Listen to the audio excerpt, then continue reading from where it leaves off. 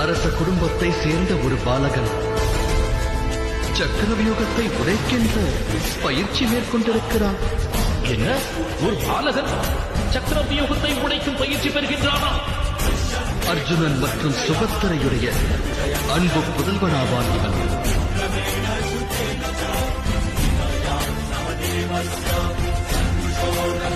அர்ஜுனனுடைய வீரத்தை தனதாக்கி பிறந்தவன்.